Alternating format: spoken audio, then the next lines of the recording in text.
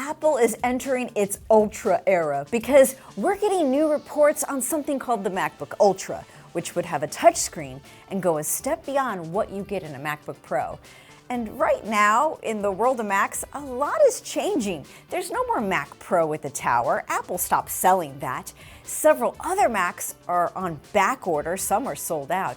And we are expecting Apple to release 3 other new Mac machines this year.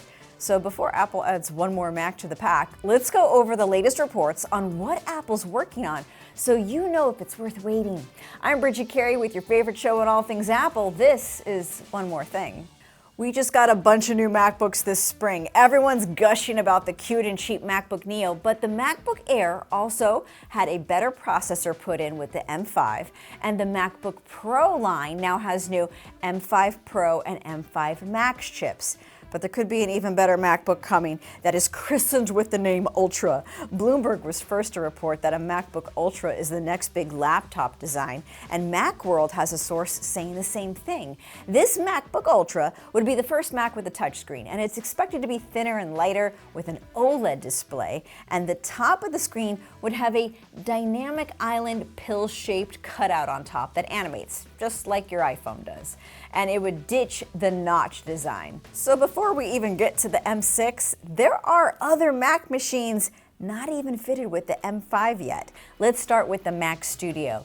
This is what Apple calls their ultimate professional desktop. It is sold with an M4 Max or M3 Ultra chip, but it has seen huge delays. You'll be waiting until July for just the base models without any upgrades. Bloomberg has a report that a Mac Studio upgrade is planned for this year. And it makes sense since we just saw the debut of the new M5 family of chips, so naturally the M5s should go into Apple's best desktop machine. But there's always this chance that it could get pushed to 2027 if chip shortages continue. Now, if you go right now to the Apple Store to order a Mac Studio, the wait is so bad that Apple isn't even selling all the options anymore. The M3 Ultra option with 256 gigs of memory, that's the best chip and best memory, that's just not available anymore. So clearly there are supply issues. Let's move to the colorful iMac. It's the all-in-one desktop, which is due for a chip upgrade. It currently is sold with an M4 chip. So yes, expect a refresh soon in the fall. And the iMac could have new colors.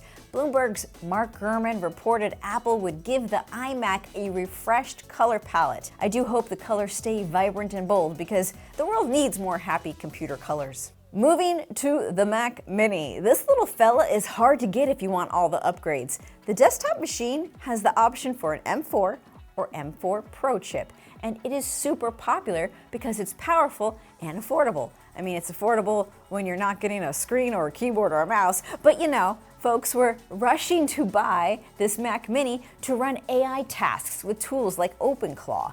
Now, Apple stopped selling the cheapest model. The $599 base model of the Mini has sold out with 256 gigs of storage. Apple took the option off of its store, and now the other models that are left are all delayed in shipping. Apple CEO Tim Cook said in an earnings call that it could take several months to meet the demand.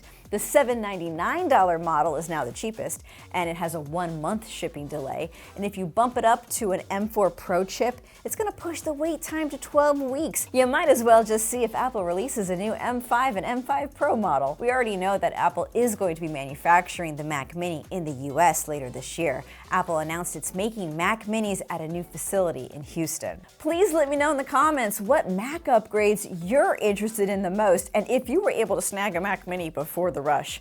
Now, Apple's having quite the busy year. In June, we're going to hear more about Siri upgrades, and September, we're expecting new folding iPhones. I don't think we're going to hear about these new Macs at those events. Maybe we have to just keep waiting for another event, but please subscribe, and I'll be sure to keep you posted every week. Thanks for watching.